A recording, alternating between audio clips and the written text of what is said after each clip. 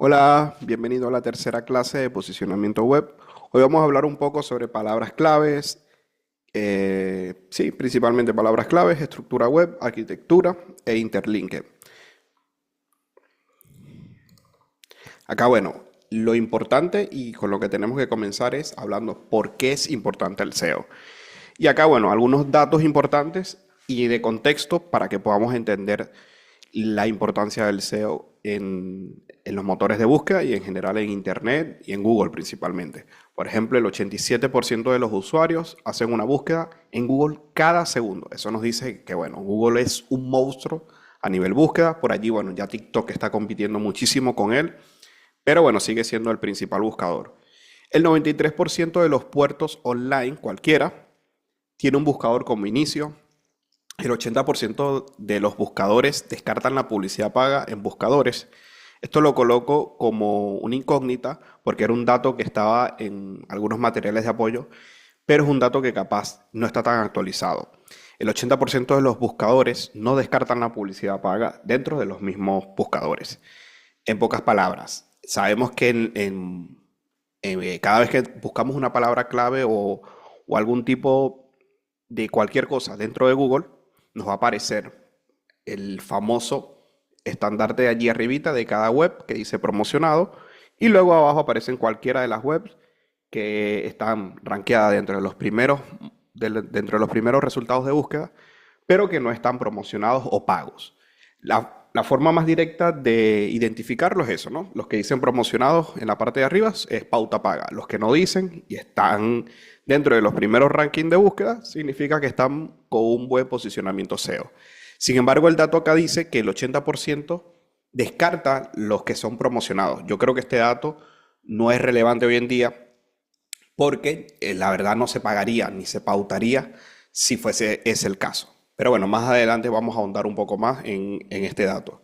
El 58% de las búsquedas online vienen de dispositivos móviles. Esto es un dato que es verdadero. O sea, la mayoría de las búsquedas vienen de dispositivos móviles, ya sea para un e-commerce o una web de noticias o un portal o un blog, por ejemplo. El 96% de las búsquedas en Google están focalizadas geográficamente. Esto también es cierto. Google incluso te da autoridad y prioridad de acuerdo a la geoubicación en la que estás ubicado.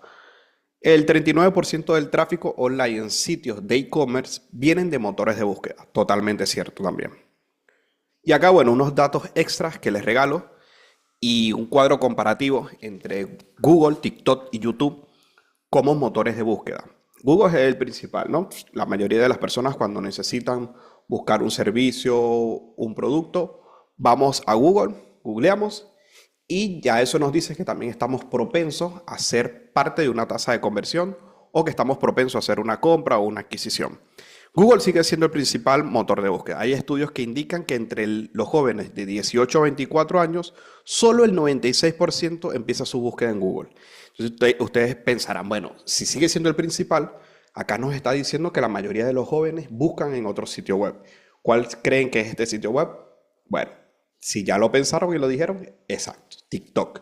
TikTok en los últimos años le ha quitado una gran tajada del mercado a Google, incluso últimamente, hasta hace un par de semanas, por primera vez se conoció que Google y Meta estaban haciendo un convenio para rankear los resultados de Instagram dentro de Google. Entonces, esto por primera vez se está viendo. Normalmente yo estaba acostumbrado a mirar las dos plataformas como primos lejanos y competencia.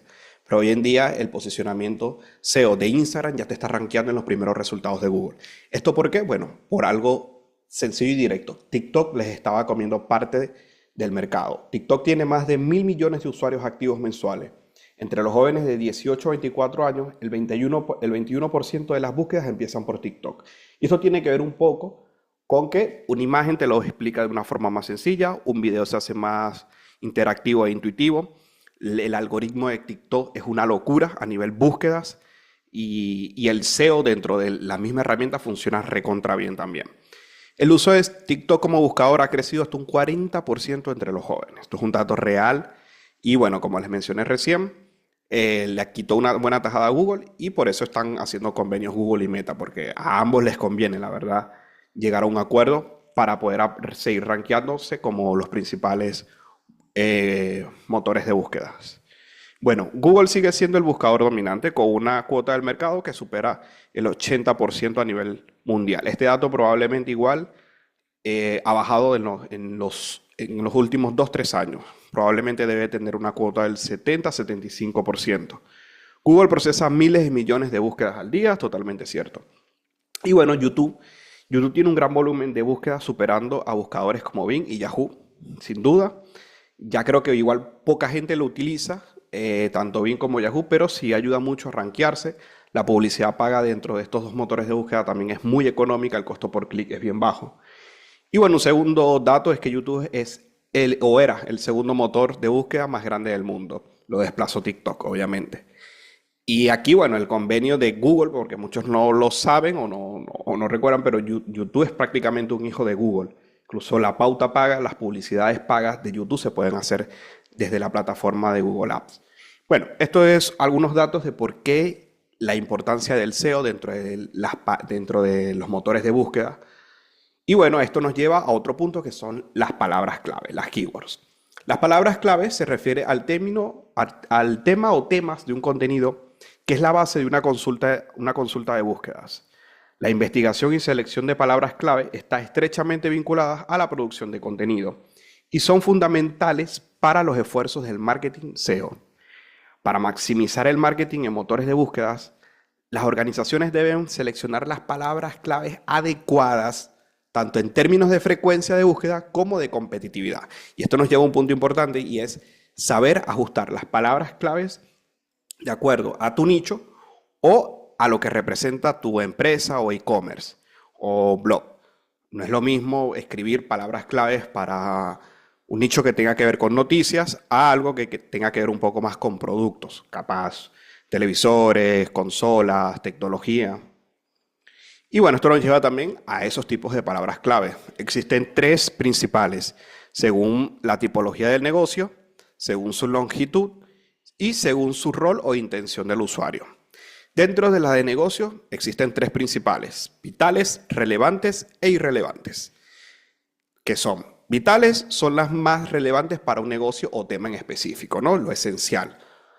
Las relevantes son términos que se relacionan directamente con el contenido o la oferta, que tienen que ver directamente con lo que estás ofreciendo, que generan de alguna forma relevancia dentro del algoritmo. Y las irrelevantes son las que no tienen relación con el contenido, que no tienen ningún tipo de contenido y que traen un tráfico un poco innecesario. Un término utilizado en e-commerce es un tráfico basura. O sea, a veces puede suceder que traemos un tráfico a la web con palabras que se asemejan, pero que no necesariamente son del tema o de la competitividad que se está tomando en cuenta a la hora de escribir. Y bueno, según la longitud, existen las cortas y genéricas con alto volumen de búsqueda y alta competencia. Algo muy genérico, como por ejemplo, si yo tuviese un e-commerce de televisor, de tecnología, pudiese colocar la palabra televisores.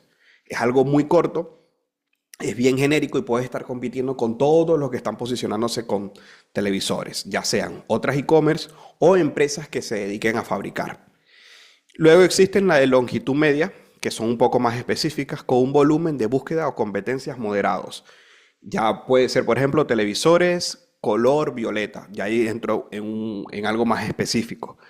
Y luego están las de cola larga y que son un poco más específicas. Un bajo volumen de búsqueda baja y competencia, pero alta intención de conversión.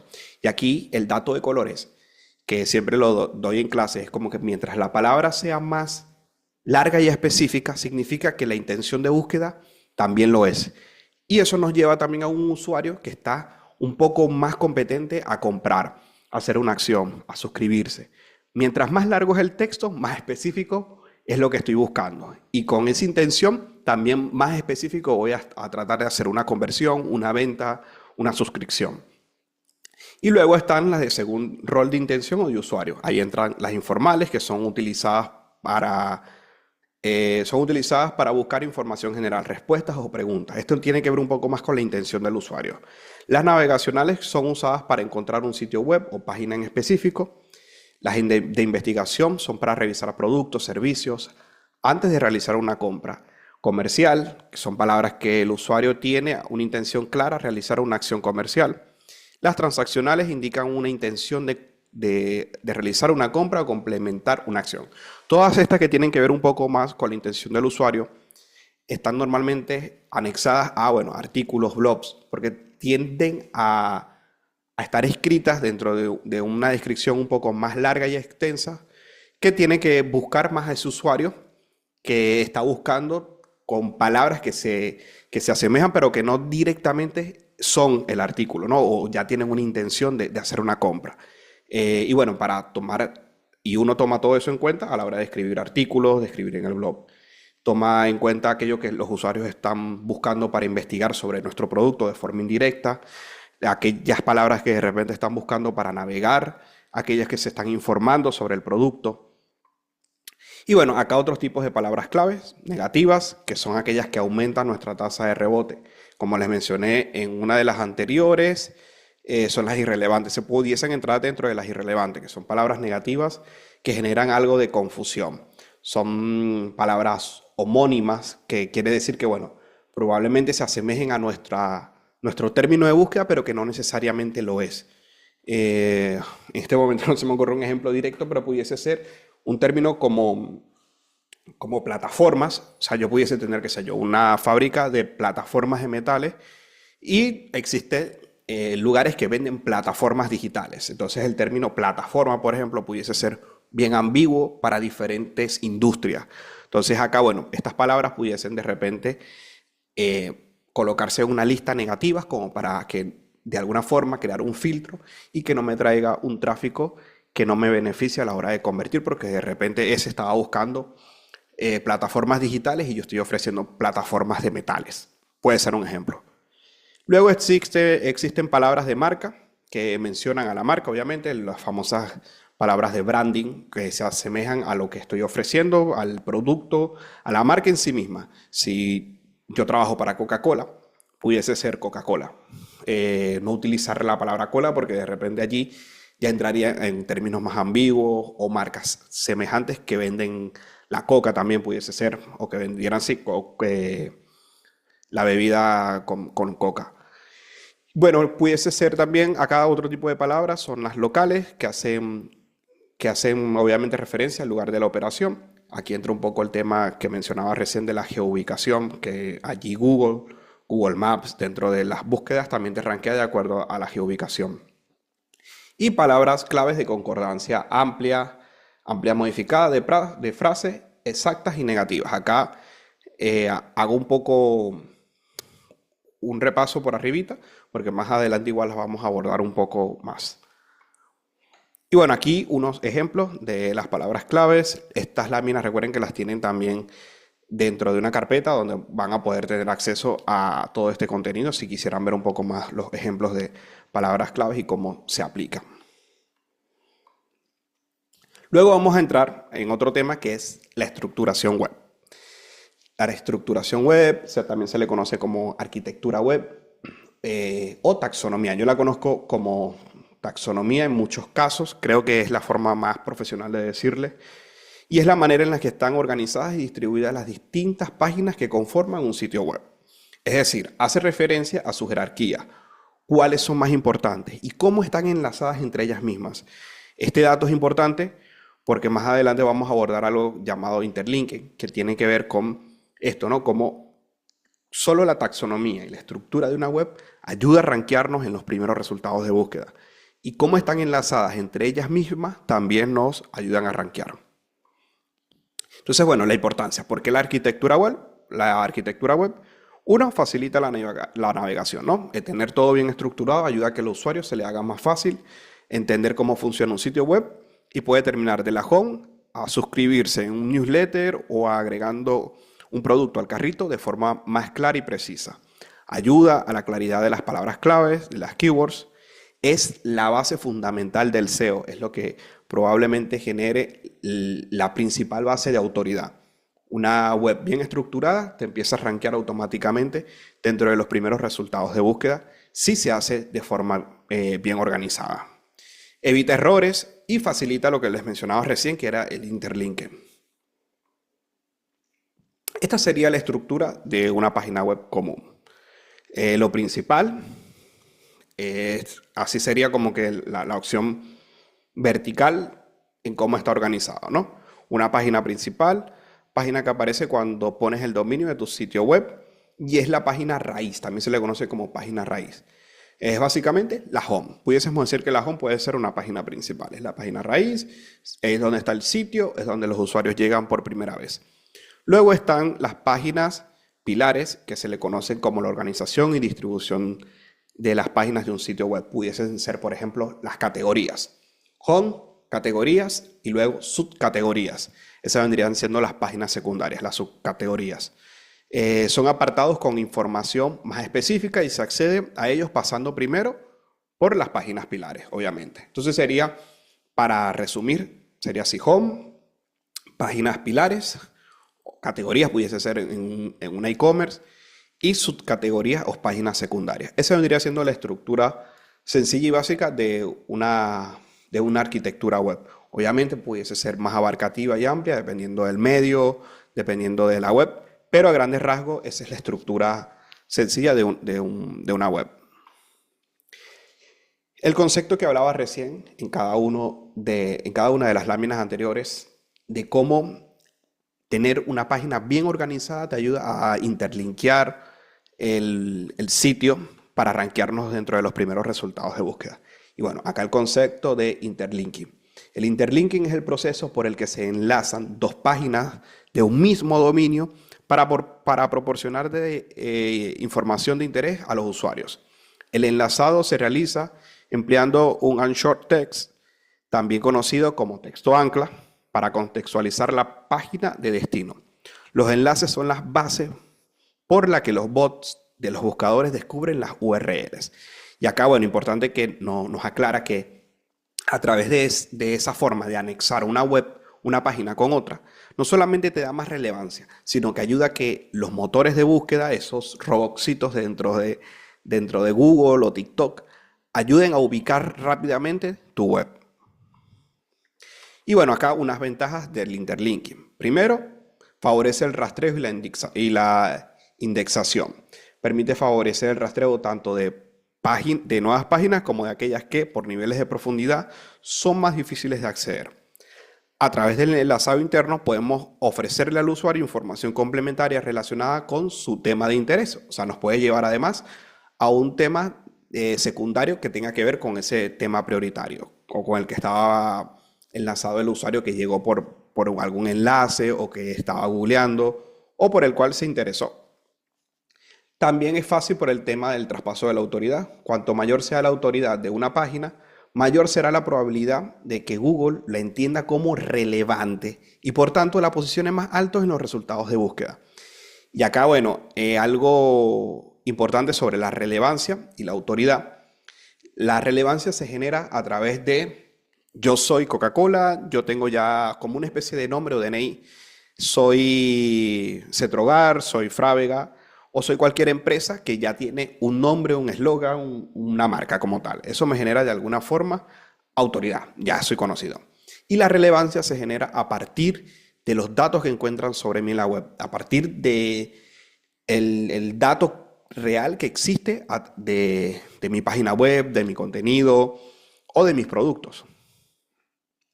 Acá, bueno, una de las herramientas que se utiliza dentro de cualquier web para hacer interlinking son el NAP, el sidebar, migajas de pan en inglés, breadcrumbs, footer y el contenido mismo.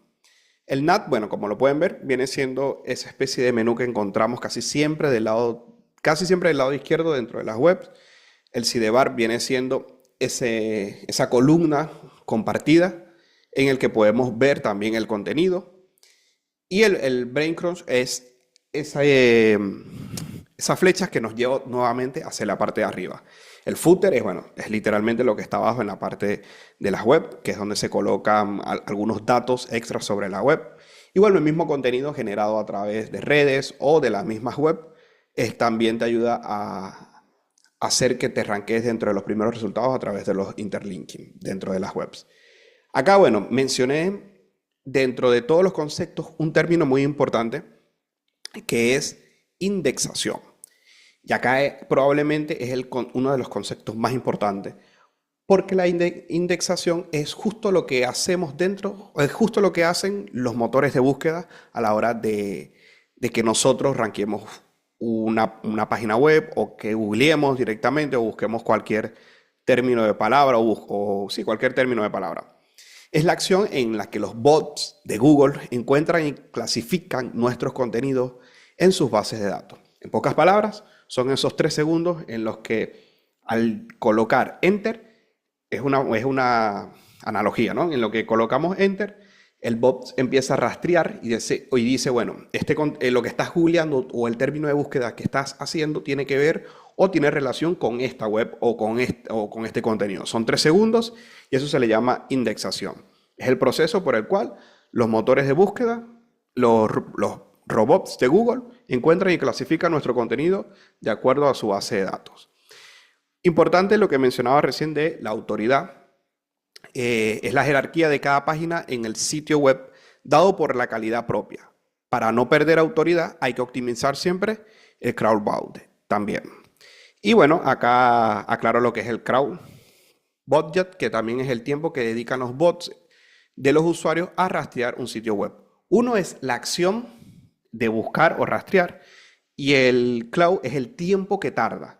Y ahí podemos chequear en algunos lugares también cuánto tiempo carga la página. Esto se puede calcular. Hay sitios específicos donde directamente se pueden calcular el tiempo que tarda una página en cargarse, por ejemplo.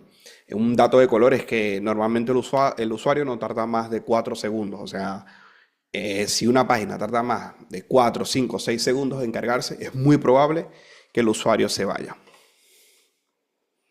Y bueno, ahí les voy a dejar una actividad práctica dentro del foro. Un poco va a estar complementando todo lo que vemos acá, que es ranking, tráfico web, keywords, análisis y contenido. Y acá, bueno, una definición rapidito. Los mejores ejemplos de SEO se centran en diferentes áreas del SEO, como SEMrush, un líder en el sector de marketing digital. Su integración de palabras clave es una ciencia, lo que facilita a Google la identificación del tema de la página y a los usuarios la obtención de información que necesitan. Acá, bueno, hablo de SEMrush, que es probablemente una de las herramientas más utilizadas para ver qué tan optimizado está un sitio web y qué tanta autoridad puede tener dentro de un motor de búsqueda como Google o algún otro motor de búsqueda como Yahoo o Bing. Se utiliza muchísimo para básicamente hacer algún estudio o evaluar alguna página web como está rankeada. Bien, muchísimas gracias. Espero que podamos seguir con las próximas clases. Vamos a seguir viendo temas de posicionamiento web y sobre todo vamos a hablar un poco más sobre las herramientas, la pauta paga, que es muy importante, diferenciar un poco entre lo que es SEO y SEM. Y bueno, algunas de las actividades que les estaré dejando van a ser obligatorias y otras van a ser electivas.